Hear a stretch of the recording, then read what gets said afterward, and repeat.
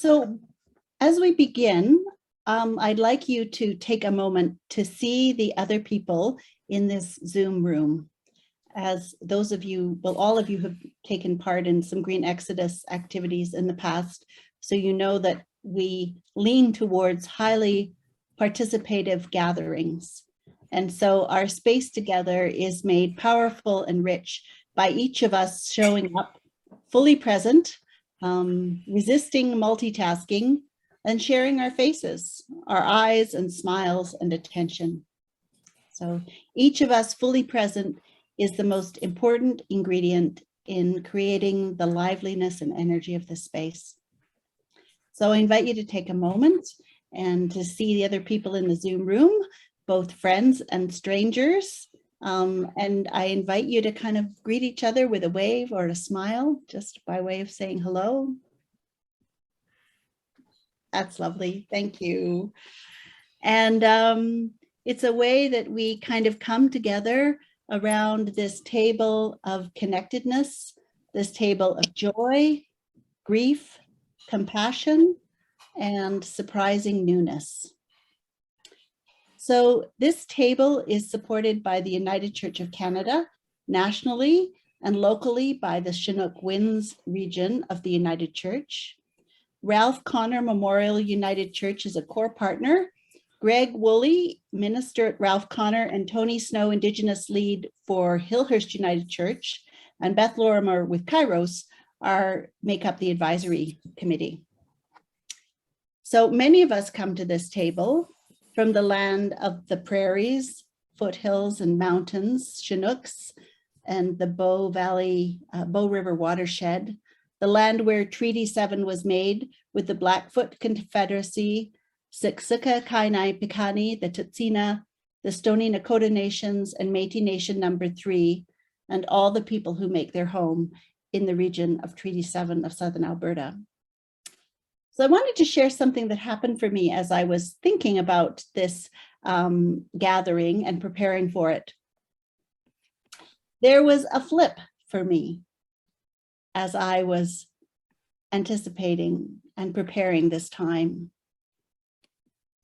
The flip was from feeling like I was making something, creating something where there was nothing before, to more feeling like I had this sense that actually, no, this table, this opportunity to feel grounded and connected is always here. This opportunity to feel part of what is more than us, to feel connected to the flow of life and love is always there for us. But we are not. So we have to come. We have to show up. So the activities that I do and Tony does are more about picking the tablecloth and the flowers, pulling out the chairs. The space, the goodness, the love, the flow are always there. We just need to step up, to show up, and sit down at the table. So I invite you to do that this evening. We're going to begin with a poem, which is even more appropriate, as we were just laughing about, because April begins tomorrow and April is Poetry Month. So I'm going to share this poem by Julie Fehrenbacher, and then we'll kind of move from that poem into a time of gathering with our breath and our bodies into a bit of a quiet space before we move into the rest of our time together, which is going to be focused on the element of water and the second pathway of creation spirituality, which is the Via Negativa. So here is this poem by Julia. It's called The Cure for It All. So I'm going to read it once, and then I'm going to say a few things, and then I'm going to read it again, and then we'll have some time of quiet. The cure for it all. Go gently today. Don't hurry or think about the next thing. Walk with the quiet trees. Can you believe how brave they are? How kind? Model your life after theirs. Blow kisses at yourself in the mirror, especially when you think you've messed up. Forgive yourself for not meeting your unreasonable expectations. You are human, not God. Don't be so arrogant. Praise fresh air, clean water, good dogs. Spin something from joy. Open a window, even if it's cold outside. Sit, close your eyes, breathe. Allow the river of it all to pulse through eyelashes, fingertips, and bare toes. Breathe in, breathe out. Breathe until you feel your bigness, until the sun rises in your veins. Breathe until you stop needing anything to be different. So let's take a moment to breathe and know that we are sustained here by so much that is more than us, which some of us name and know as the amazing biosphere, which holds us with the perfect amount of oxygen, gravity, water, sunlight, and nourishment, which some of us also name as God, the Holy Spirit, the Holy Creator, Jesus, the more than us. Let us take a moment to know we are here as a result of the provisioning of so much that is more than us.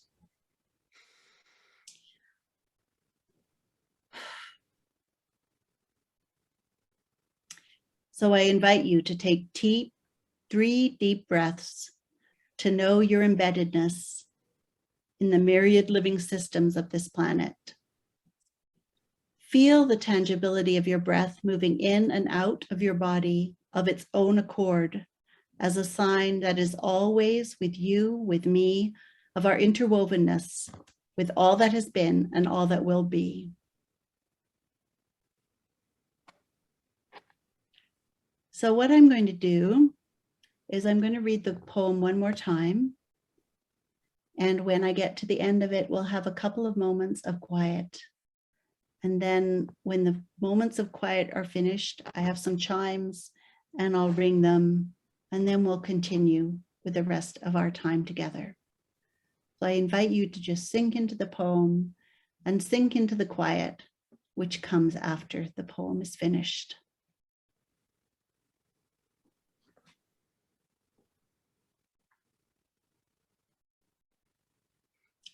The cure for it all.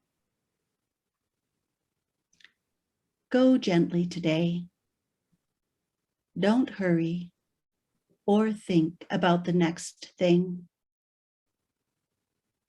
Walk with the brave trees. Can you believe how wonderful they are, how kind? Model your life after theirs. Blow kisses at yourself, especially when you think you've messed up. Forgive yourself for not meeting your unreasonable expectations. You are human, not God. Don't be so arrogant. Praise fresh air, clean water, good dogs. Spin something from joy. Open a window, even if it's cold outside. Sit. Close your eyes. Breathe. Allow the river of it all to pulse through eyelashes, fingertips, bare toes. Breathe in, breathe out. Breathe until you feel your bigness, until the sun rises in your veins. Breathe until you stop needing anything to be different.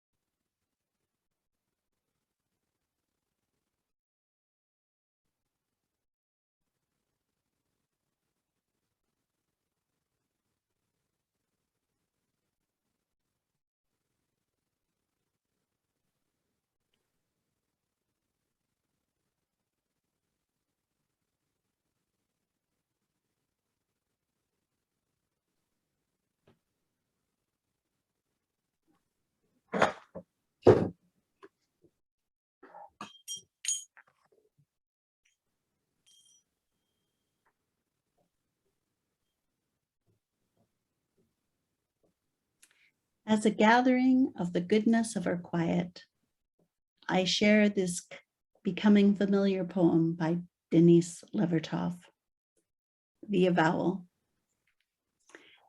As swimmers dare to lie face to the sky and water bears them, as hawks rest upon air and air sustains them, so would I learn to attain free fall and float into Creator Spirit's deep embrace, knowing no effort earns that all surrounding grace. So as we move out of this time of being still and being present to all that is more than us, and as we move into a time when we look to each other, I invite you to consider, what is your intention for this gathering today? What is your intention as we come together? Your intention for how you want to show up, your intention for what you're hoping for, your intention for your behaviors, your presence. I just invite you to just jot down on a piece of paper, if you happen to have a piece of paper beside you, just to jot down, what is your intention? And just let whatever bubbles up in response to that question be what the answer is.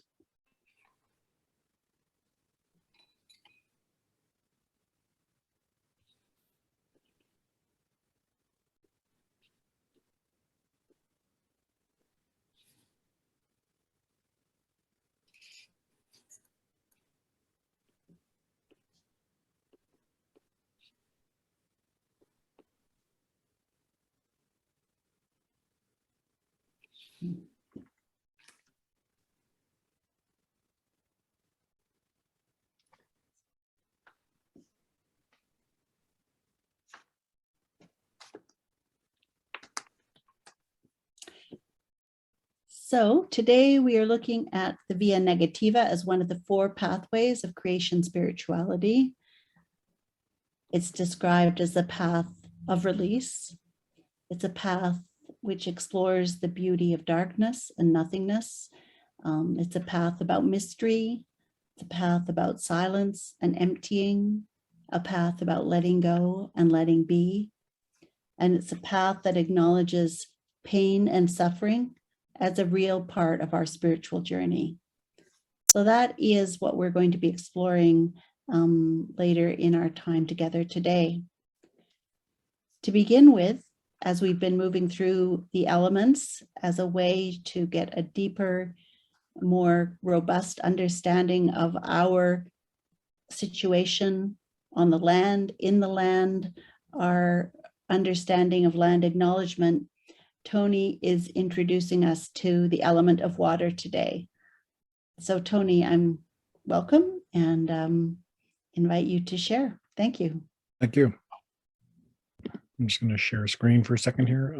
You can make me a co-host.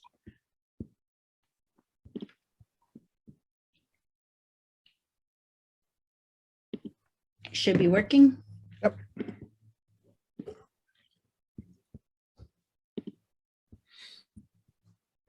And so we take the time as we form our understanding. Last time we jumped right in and we had elements that we worked with. I think this time, in order to personalize it, we've been taking a journey through each element and understand where that is in our practice. So here we begin with a smudge, the prayer, the cleansing to bring us into this sacred space to understand where we are at. Let us pray.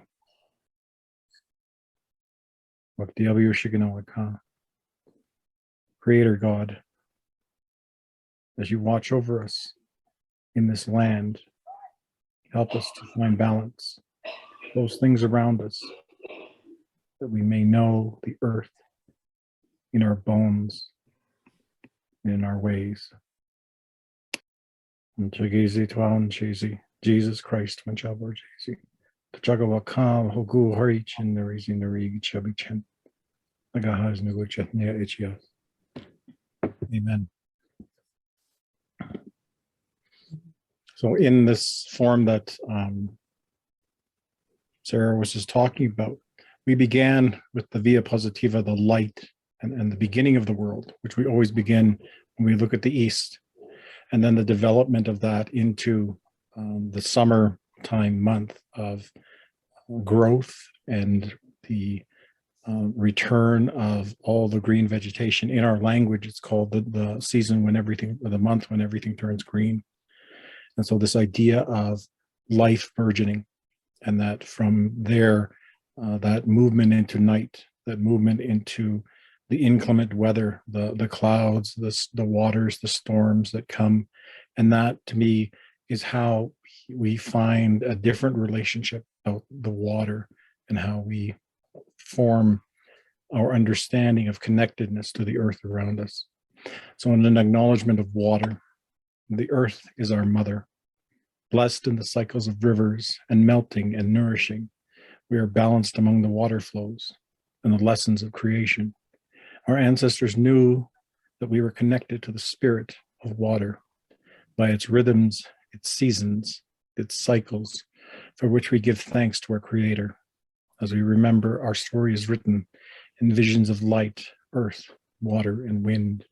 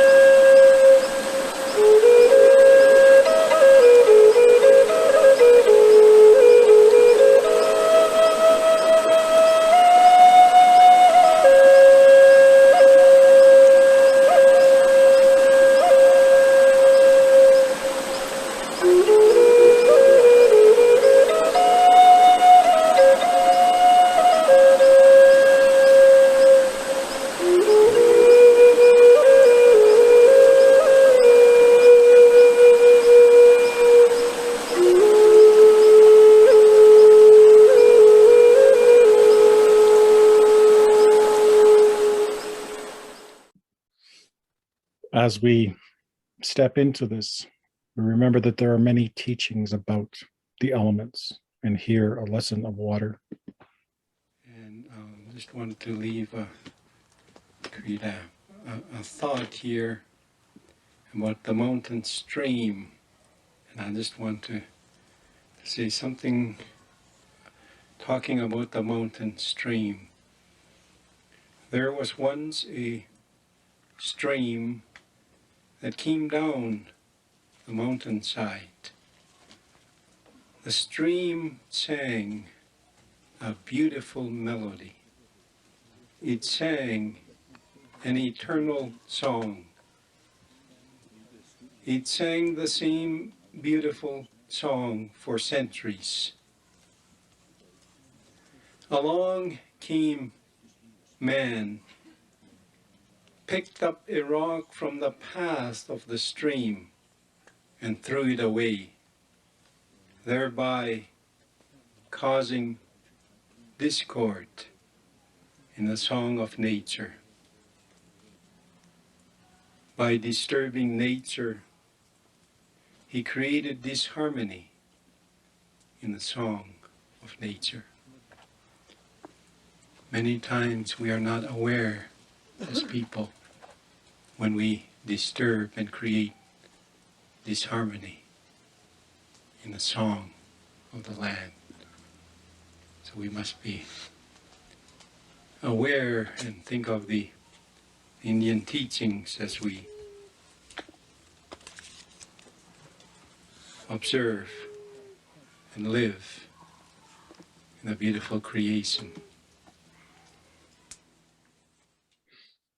That was a thought that my father spoke about in the ecumenical conference in Morley in 1992, and recently came upon these videos of that time. And we're going to do more of that show during the Lenten study that we're doing. It was a very important connection to what we were taught about water. Here is a teaching of water. In the Lakota way of prayer, which has by now become almost a global saying, Mani Wachoni, they said, that has a lot of meaning, but a kind of shorthand is to say that water is life. Not only is water life, but water is also alive. So it has consciousness. The water is listening to us. And so I stood in this long lake, and I was singing a prayer song with my drum over the water. And then that water started to give me some teaching, and it told me, it's good, daughter, it's good for you to pray into the water. Because when you pray into the water, it actually intensifies your prayer. So literally, you know that water evaporates, and so that water can travel through the clouds. So your intention and your words travel through the clouds, and they can go anywhere they want to go, right? So your prayer and this intention that you're setting can travel through the clouds, and maybe they're going to go and send a little snow down over the Andes. And so I could feel it, that the Andes would say, oh, my granddaughter, she's praying. She's praying, she's saying good things, and she's asking for good things, and she's aligning herself with life. And so even the rest of the life, all of the jungle, etc., would be sharing in this intention. And so it was saying, so literally in that way, the water travels, and this consciousness that you're emitting in your prayer into the water begins to travel throughout the consciousness of this life on the earth. So it said, it's really good that you're praying. And then it said, and not only does it travel over space, but it travels through time, because it's always been the same water. Maybe as this Mother Earth travels through the cosmos, we might be gaining some water, but nevertheless, the original water is still here, because this is what we call a closed system, right? So that water just stays here. So we can know that every single person that you see, all of our ancestors had a drink from this very water. So it really does unite us and tie us all together in such a beautiful and graceful way, So one, yes, it's a call for respect, but also it's a call for rejoicing in like, look where we are. Look how magical this life is. And so we're just talking about one element here, water, and that's just one aspect of this element. So there's so much magic and mystery all around us if we have the eyes to see it, and if we have a way of listening for that teaching and that instruction. And so we think now about, what does your relationship to the water say about your connection to the earth, how you belong to the earth, and how you live out your duty to that earth through your connection to these elements, particularly today, your connection to water. Thank you. I'm deeply appreciative of the magic of Zoom and the magic of video and the magic of image and sound that just enabled us to have this experience of water, especially the first scene of the woman playing the instrument by the water and just hearing the water, and can almost felt like I felt like I was there. So thank you, Tony. Thank you. And I'm going to be looping back a little bit into Tony's invitation around the question around water, and also linking the element of water with this via negativa pathway, this pathway of letting go, and kind of looking at how they kind of speak to one another. So I wanted to begin in this exploration and this deeper dive into the pathway, the negative pathway, to say that there are kind of a number of aspects to this via negativa. We could think of it as the pathway of active suffering that some of us may be going through at the moment, or which we can remember times when things have been painful in our lives, the hurt and the discomfort and the uncertainty and many kind of profound, quote unquote, difficult, complicated emotions have been part of our experience, perhaps with the loss of a job, a death, the end of a relationship, health concerns, perhaps those moments when we feel the loss of the sense of our lives having a storyline which has a punchline, the sense that we don't know who we are and what we're doing and why we're doing it. That can be very painful. Or perhaps when we carry the suffering of those we love, or even those whose names we don't know, but whose stories arrive in our lives. Like I think for many of us, stories of people in the Ukraine, in their journeys from the Ukraine, and in their experiences in the Ukraine are touching us deeply with a sense of suffering. So those are aspects of the via negativa, but what I'm going to focus on today is something a bit different. So another part of the via negativa is the concept or the idea of emptiness, of having emptiness and silence, particularly the sense of silence within ourselves. So it's about the letting go of images, of stories about the past, or fantasies about the future. So in meditation, it can be about stepping away from the Netflix in our heads. Sometimes I'm amazed that I can lie in bed for 15 minutes in the morning before my feet touch the ground. And numerous scenarios have played themselves out in living color, right in my mind, without me even doing anything. And I think we live with that rich life of imagination and feeling and thought, which kind of fill us. And so this path is about having some space, having some emptiness, letting go of all that fullness of our thoughts, our thinking, even our comfortable, familiar descriptions of God, or our remembered experiences that have spiritual experiences that have nurtured our spiritual journey. These are not bad, But with the path of the via negativa, there's the opportunity for something else. So to let some of those go. So I'd like to give a quote from Matthew Fox around this. And he says, one of the ways to proactively step along the via negativa is to experiment in meditation with letting go of all images, all likenesses, projections, all the naming.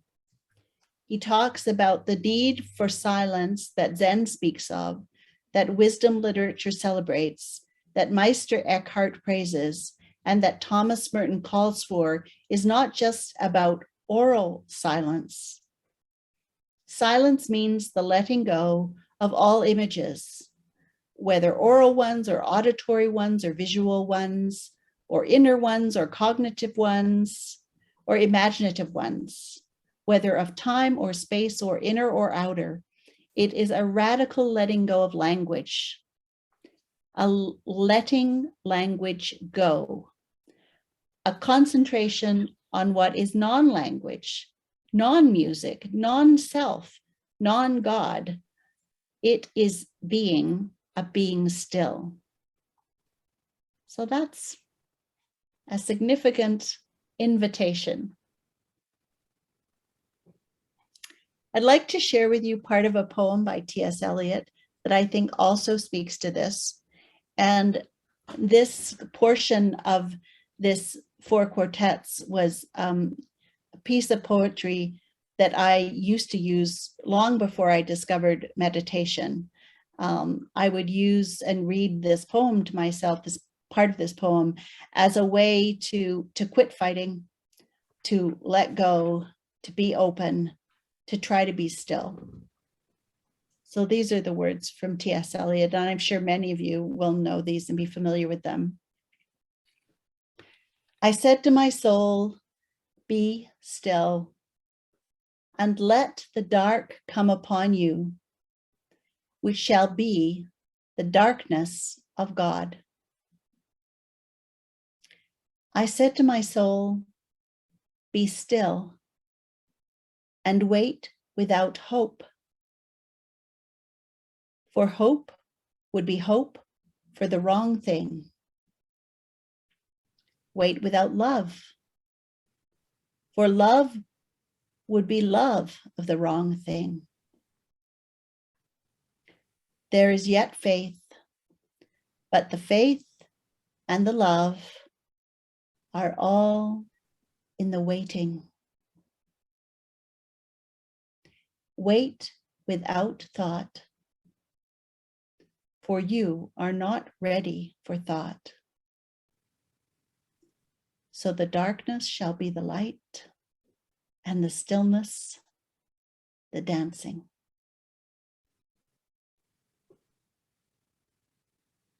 So it seems to me that in those verses, in those lines, he is articulating the experience that Matthew Fox is pointing to, that there is something bigger than us, more than us, that happens when we are able to let go and to just be present. Something to explore, perhaps, an adventure, perhaps.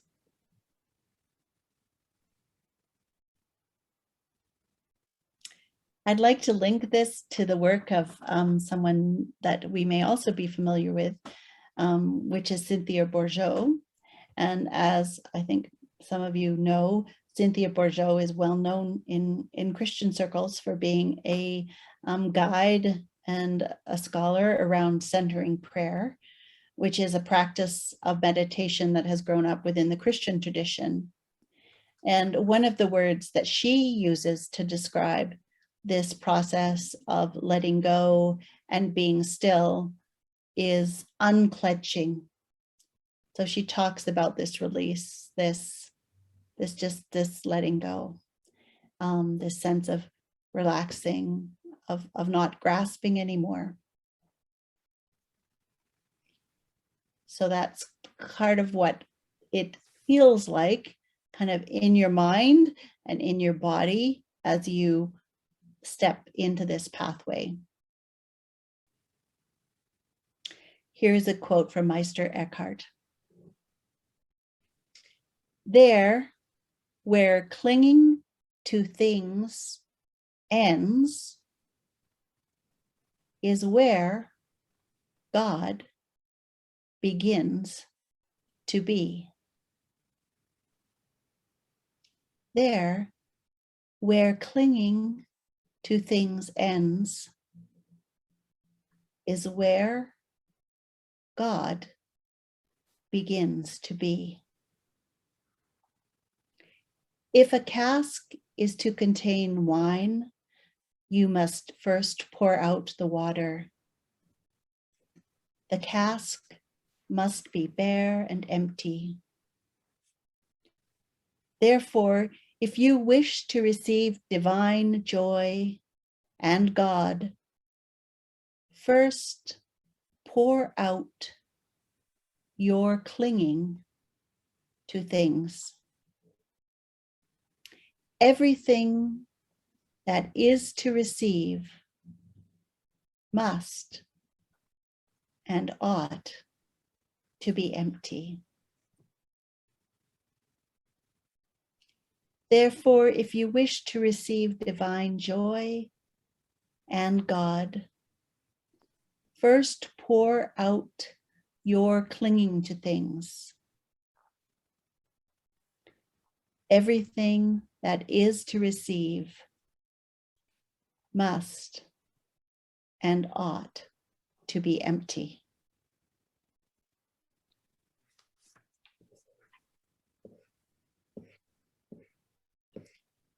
So I think there is in this understanding of letting go and releasing and not grasping, it's easy to kind of hold that alongside the beautiful images of water that Tony shared. That sense of flow, that sense of movement, that sense of not grasping. And another connection I see with that is that, you know, water softens everything. And that's part of what happens to us as we empty ourselves, as we let go, as we just be present, we too become softer. And life can happen in softness. We know seeds do well in ground that is soft and porous and open, not so well in, as we know from the parable of the sower, not so well in soil that's hard and tight and tough. So I think there is that connection again with water.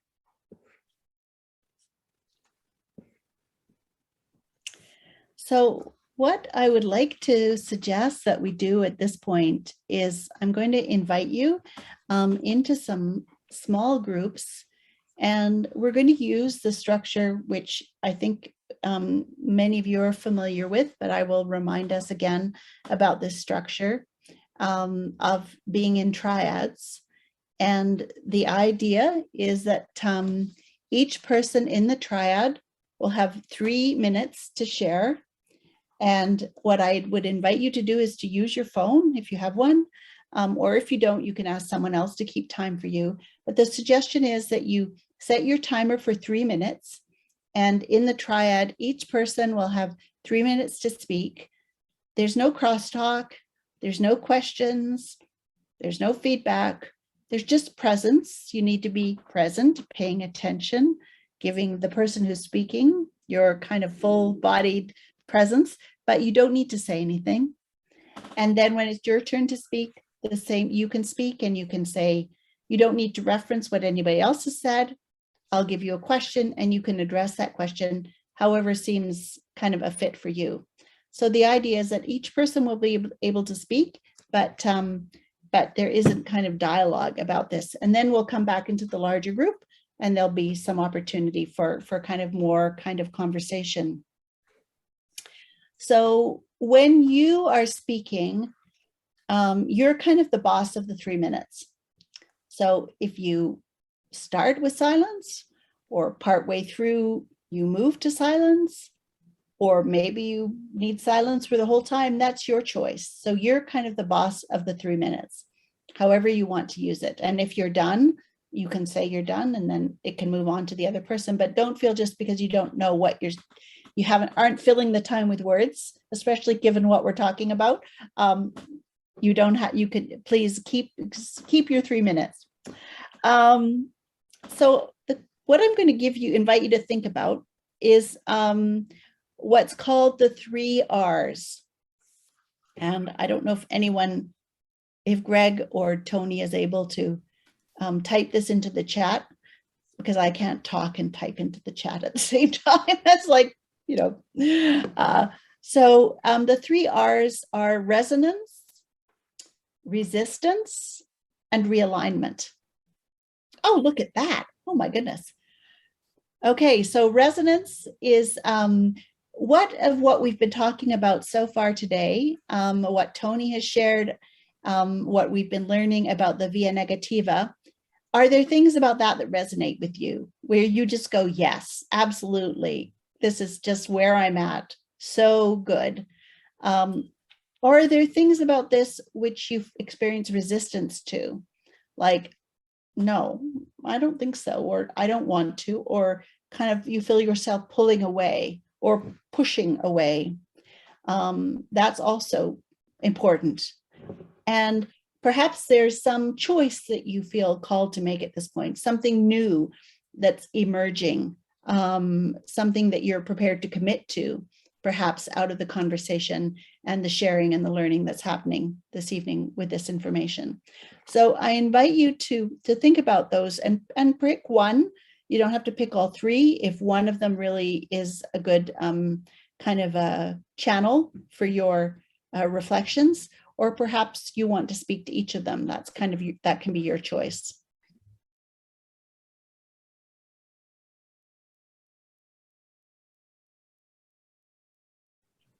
Wonderful. Well, kind of as we start to kind of move towards our ending and our concluding for today, I'd like you to perhaps look back at what you wrote in terms of your intention. I'm just curious for you to have a look at that and then think on how this time has been. And so I'd like to invite you to, as we have a checkout moment here, to just take the opportunity to name kind of what you're leaving with, any kind of appreciations or what's top of mind as you leave this evening. And perhaps before we do that, what I would like to do is I'm just going to read the quote from Meister Eckhart again, because of how directly it speaks to the Via Negativa that we've been discussing, and because it also speaks about flow of water and wine and liquid. So, there where clinging to things ends is where God begins to be. If a cask is to contain wine, you must first pour out the water. The cask must be bare and empty. Therefore, if you wish to receive divine joy and God, first pour out your clinging to things. Everything that is to receive must and ought to be empty.